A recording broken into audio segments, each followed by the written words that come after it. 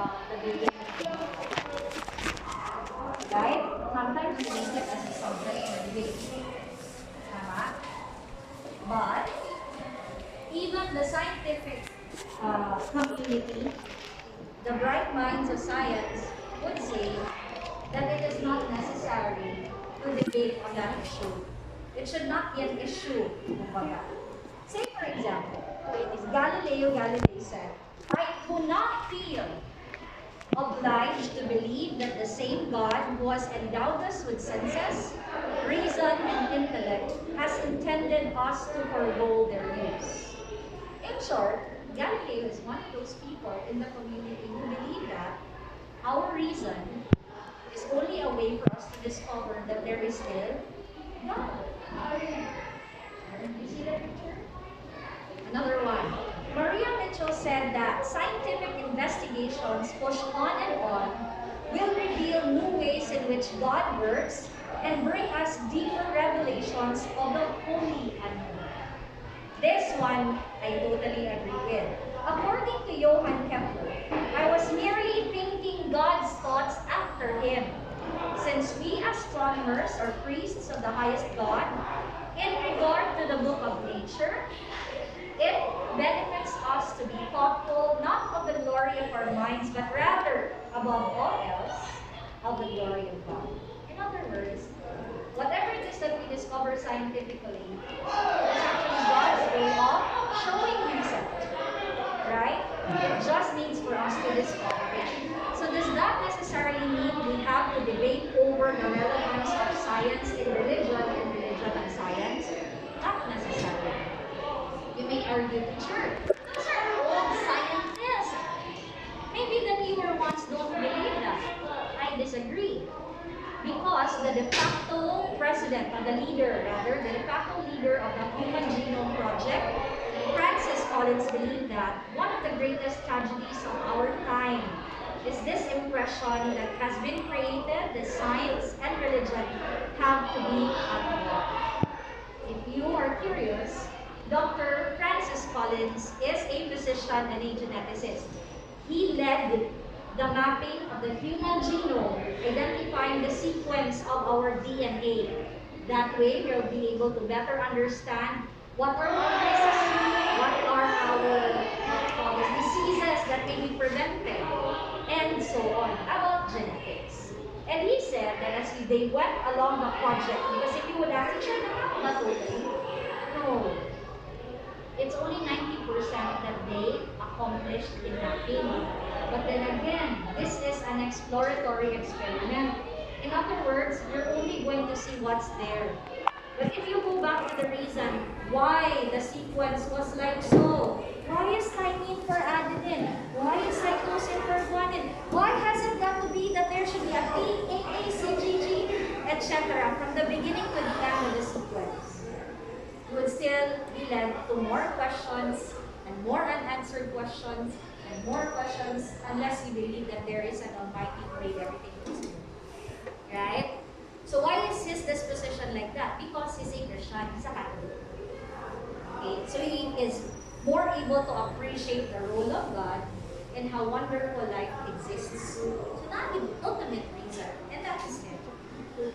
So today, we are going to have all of the 6 different concepts learned. Later, you'll appreciate that all of these are the different approaches for us to understand the answer to how did we come to be. Today, we'll talk about evolution and the different theories of evolution. Some sources will even call this evolutionary antics. Let's take note that I hope this time you are maximizing your module because they're not there for nothing. No? For those students who make use of the module, we have one student, she's the top of her class last year. What she did was just simply answer the module, make the most out of it, and she realized, teacher, they didn't answer test. Because obviously, the template in the module is there to help you organize your thoughts within the discussion. So fill in the template, fill in the details, and you're good. So there's already the things that you need to know And it's more of your critical thinking skills that will lead you further. So, let me help you with that by reminding you to make use of your module, or I will cry away because I need you. And you're not using it. Okay? So again, what is evolution? By definition, one of the many definitions, however, says that its modern or contemporary meaning in biology refers to the changes in the proportions of biological types in a population over time. It also is when living things are having changes and they get to diversify over a period of time through a process. Whether which definition you take into account, it's important to note that they all involve change. So to evolve is to change. The concept of time here would depend on the organism. Some organisms evolve very fast within its lifetime. Others take longer, even way beyond their lifetime, to make visible, relevant changes from its ancestral organism to the modern one. So regardless of what or amount of time is needed, do take note that when you say evolution, it means change. Okay? So I hope we're also evolving ourselves. Again, do say if I need to go back to the slides, maybe because you are suffering in vain. There are 6 evolutionary theories that we're going to learn this afternoon. Please take a picture of that so we can begin with the first one, creationism. Take out your books. If you're also very keen, you can, identify what are already discussed and circle the terms, things which are not stated in the book but were discussed in the classroom. Write it there beside the concept. So it's easy. These 6 theories of evolution are 6 different explanations of how life changed. I hope that's clear. Chapter 13. There are 6 different explanations, 6 different theories, 6 different approaches. So the first one is creationism. According to this theory, it is simply the belief that the universe and the various forms of life were created by God out of nothing. There's a strong belief that there is a higher power that orchestrated the existence and the order of how things came to be. So, old earth creationists believe that God, or a creator, that made all things exist. And they did not, however, try to explain the concept of Genesis. Basta alam nila that there's a God, no? That there's a divine, supreme entity who made life possible. This creationism, apart from, if you're going to go back to world history, religion plays a very big, important part in politics, trade, right?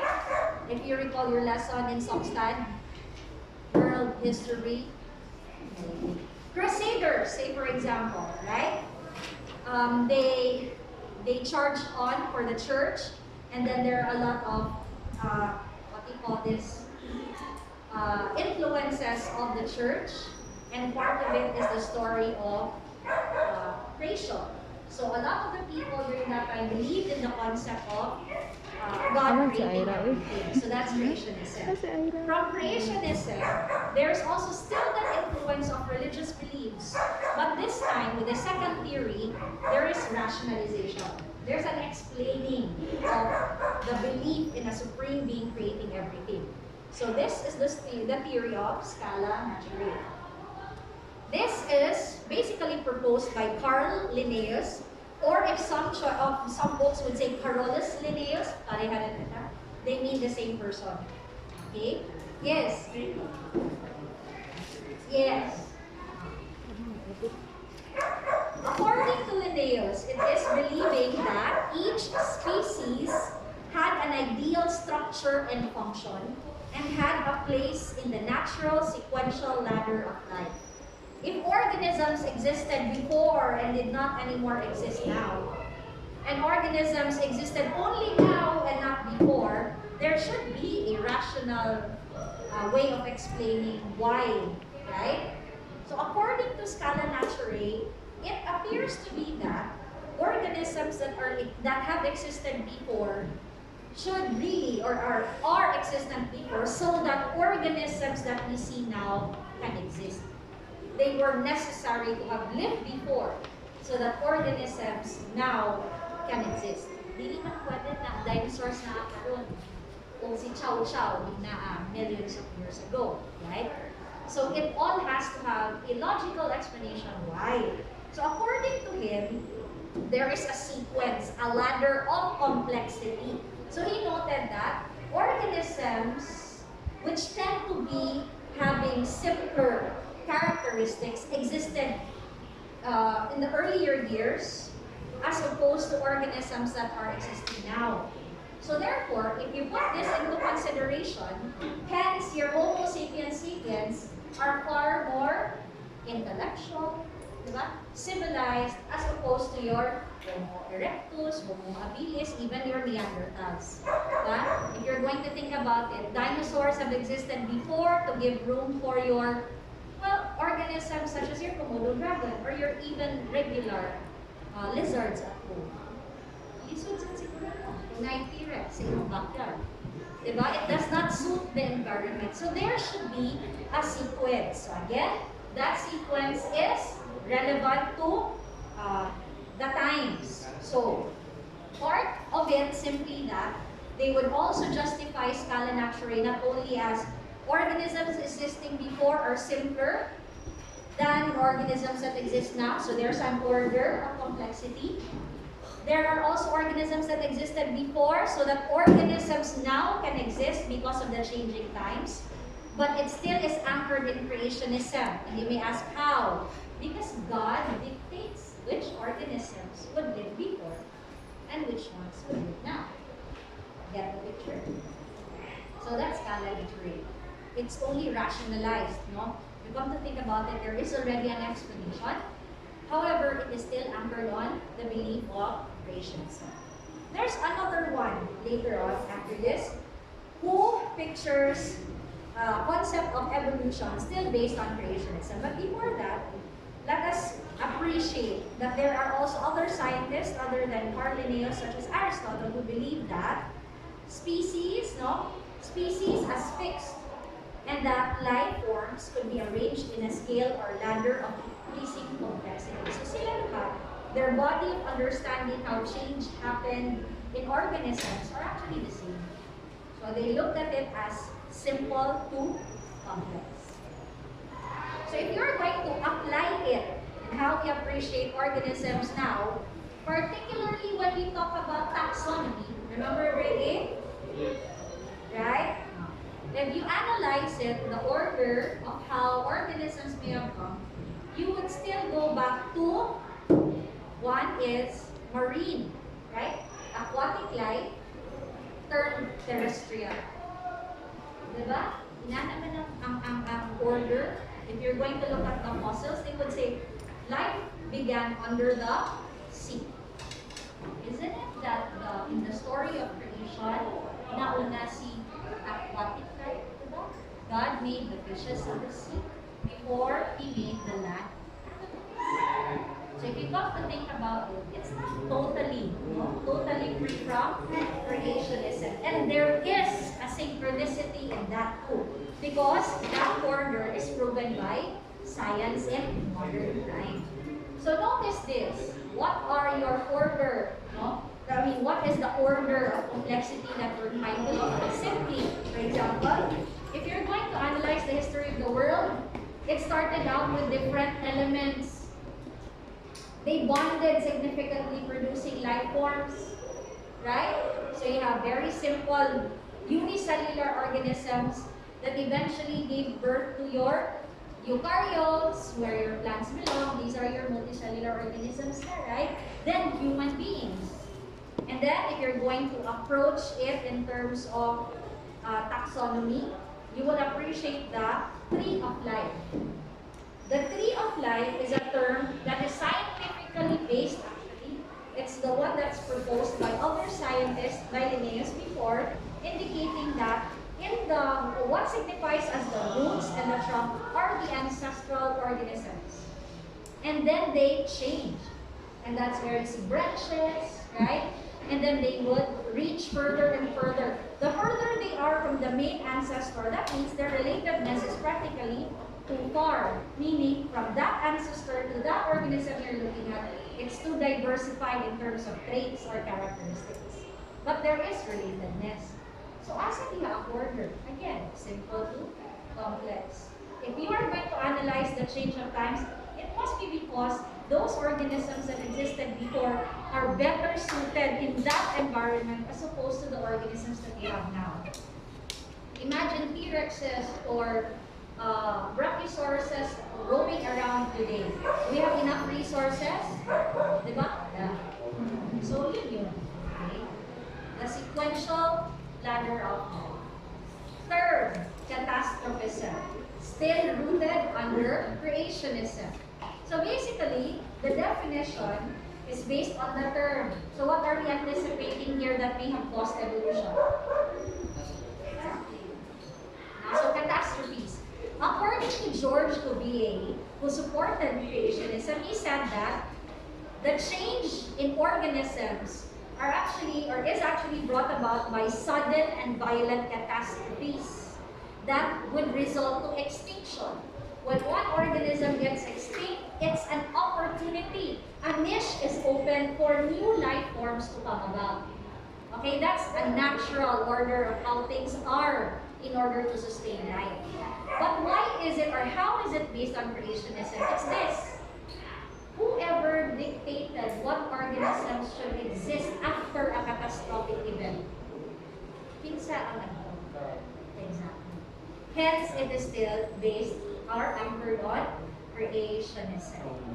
That each, or after each catastrophe, God created new life forms. And so there are changes in the world. So again, these are three different, at least three of the six different explanations of the process of evolution. And know that we started with the oldest one, it's creationism. Okay, moving on to the fourth. Okay pa na so far? Yes. Digesting it well? Yes. Okay pa? Sige. Uniformitarianism.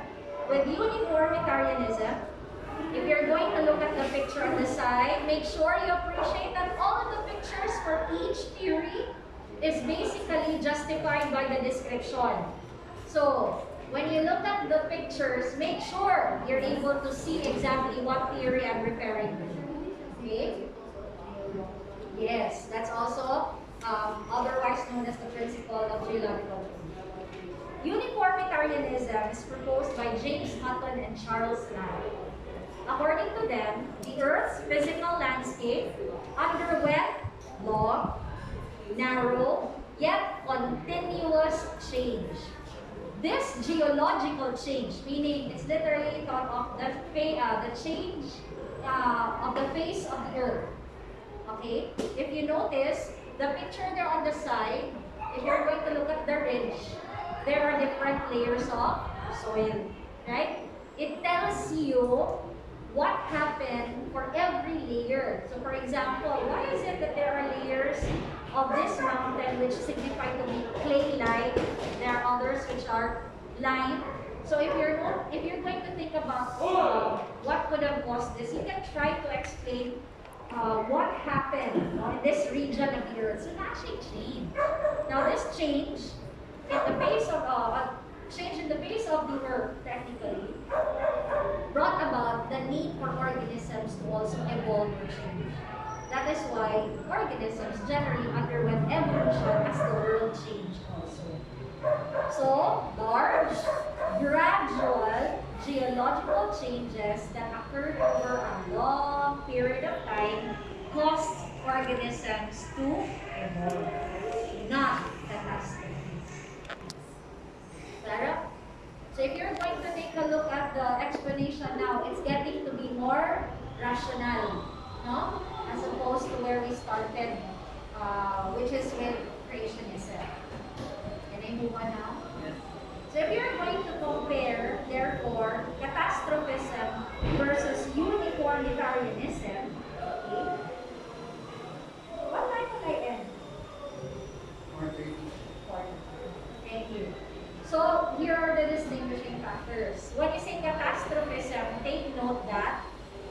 sudden. But when you talk about uniformitarianism, it is gradual, prolonged. Okay?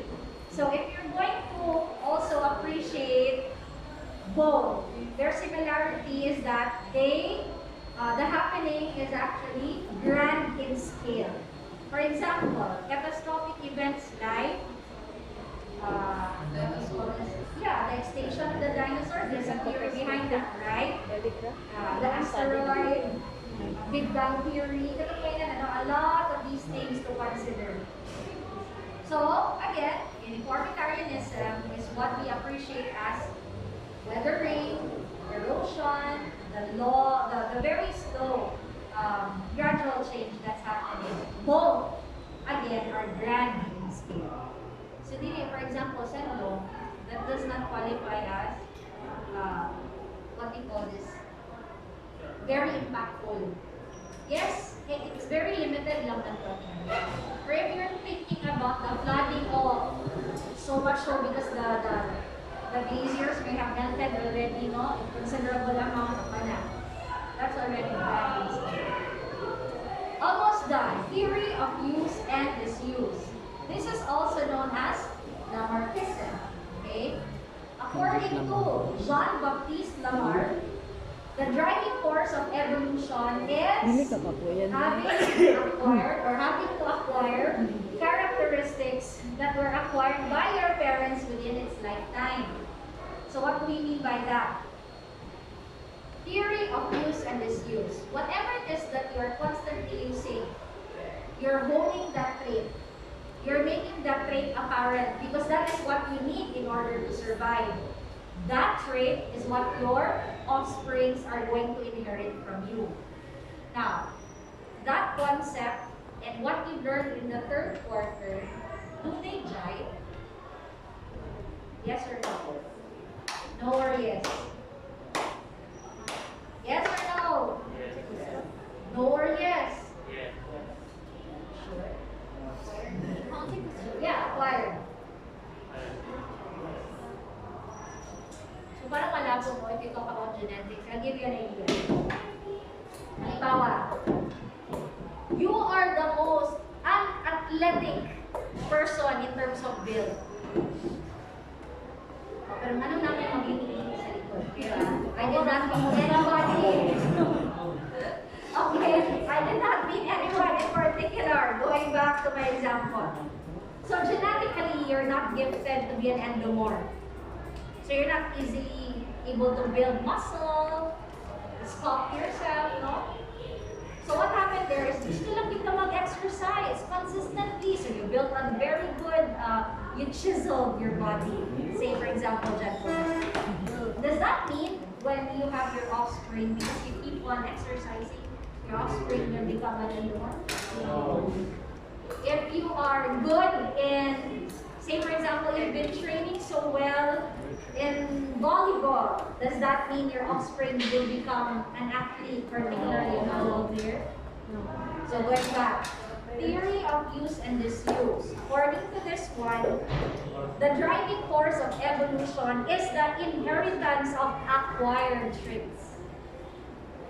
Does that jive well with what we learned in genetics last quarter? Yes. Yes or no? Yes. No or yes? Sige, let me share the story of the giraffes according to Jean-Baptiste Lamarck. According to him, giraffes have short neck.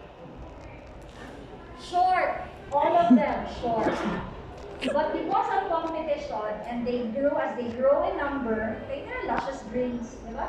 So they have food, they have niche, they have a niche, so they thrive. But they increased in number, so they're now competing for food. In order to survive, the only ones with the very luscious greens are in what are higher heights. So what they did was to stretch their necks every single day and get the luscious leaves not on the grass anymore, but from the shrubs. This time from the trees. So exactly my point, right? So the giraffes kept on stretching their necks. So according to Lamarck, these giraffes who survived these giraffes who survived was able to lengthen their necks, gave birth to their offspring, this time with longer necks. That's the story of the giraffes according to Lamarck. If you will relate it to the name, the theory of use and disuse, whatever it is that you constantly use retains. It is the trait. Basically, it's what you use every time. Basically, that's the trait, or those are the traits which would allow you to survive better in the environment you're in. Kaya, sige mo siya gamitan, right? In the case of the giraffes, they keep on lengthening, stretching their necks. Exactly my point, right? Because you keep on doing it. Use and disuse. It will retain. Consider that these traits, which you always use, are necessary for you to survive. Those traits that you do not use, structures that you do not use, become insignificant to your situation right now. So they will disappear. They will slowly deteriorate, and it will become a non-existing trait in the species, eventually through time. That's the theory of use and disuse. Imagine. Kaya nga diba the concept of muscle building. Whatever muscle you wish to emphasize, that's exactly the routine or exercise that you have to keep on doing, right? In order to build that part. So by theory of use and disuse, tama. If you keep on emphasizing that trait, gamitin mo siya permanently so you will survive. So in the case of exercising in order to build that part of the body, and so it enlarges. But what if you stop working out? What happens to the muscles? So if you do not wet your minds, what happens to you? You become duller. So if we keep on bombarding you with questions, pushing you to answer critical thinking questions, then be thankful because it makes you sharper. Wow, Imagine, kung sanayin ko kayo every single day, 10 questions, 5 minutes. Diba? So what happens to you? You are forced, in order to survive the test, you're forced to think fast, recall concepts fast, and to make sure that every choice you make is well thought of. That becomes you. That is the theory of use and disuse.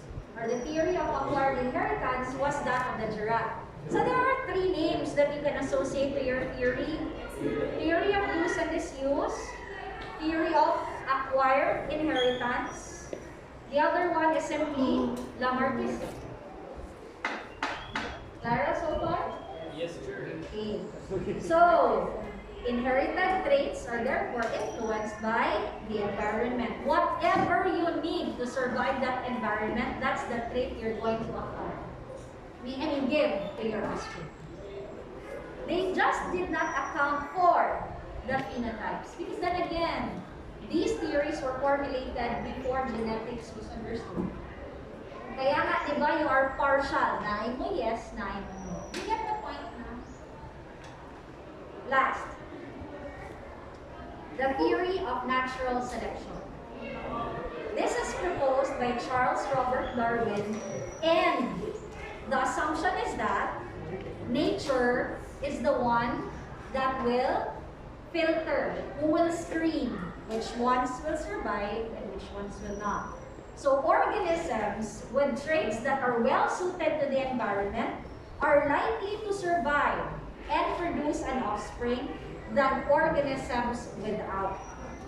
So according to this theory, which is the basis of evolution, okay, if we talk about giraffes, according to Charles Robert Darwin, there were actually short-necked and long-necked giraffes living together. Okay, both existed. However, times have changed. Both lived, thrived, but they competed for the easy resource. Sama na siya. Ang galing makuha, right? The ones that are low-lying. But because they're competing, therefore, not all of them will get the needed resources. So some die. when they die off, the only ones that can survive are the ones which can reach the higher luscious greens. So, whatever is left in the giraffes right now are long. Unsay role adto. It's the environment. Nature dictates who among the organisms will live and which ones will not. Therefore, if you're well adjusted, you survive. If you do not want to change, you do not adapt, you die off. So, if all of you are organisms in grade 10, in the environment of grade 10, if you do not adjust and acquire the skills required to become grade 11 ready at the end of the school year, kaya nga some students get retained. No, that's reality. Yeah, that's a reality. We will retain. Why? If you reach grade 11, you want to go to STEM, but you do not have what it takes, hindi enough on training. No, not the enough on training. You did not acquire the skills necessary for one reason or another, which you should already have gotten within 9 months. And in your case, wala. Then you're not grade 11 ready. So if we push you to go to grade 11, it will just frustrate you. Oh my God. Right? Anyway, First check hi, ka Ayla. lang. Sakta. Sana na-watch mo. Where will you go? Sa langit.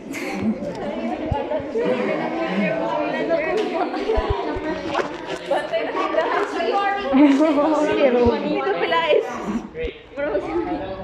Langit na lang ko. Example lang naman. STEM.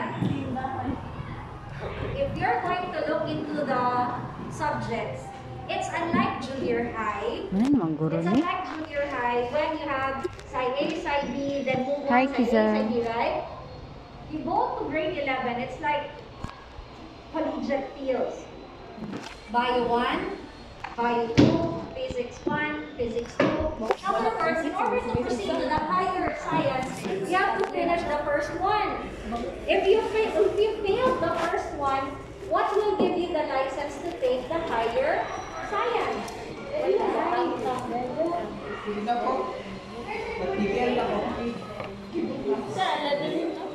go back and test it. Yeah. Mag-game over ka, you start over. That is what I'm telling you. Duna re atubag. You really have to maximize the chance that's given to you. You have the time to be with your teachers or instructors, ask away. Because hindi siya kabawasan if you don't understand. Look at her.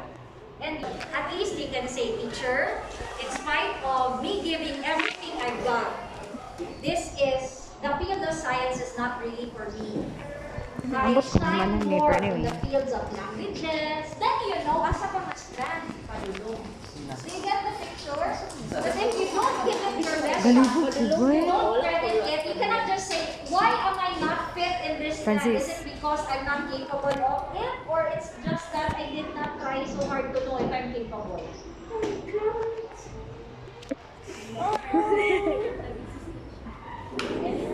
And nag-get so far? Okay. So, let me move on to this part. What's this? Out of the 6. This one. This one. Gisag-gisag niyo. Lamarckism. This one.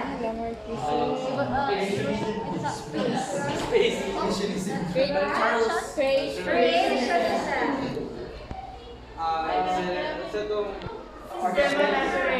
Okay, or Scala Walang Naturae. ka. Natural. Natural. My God. Yes. Okay. Questions that I need to answer.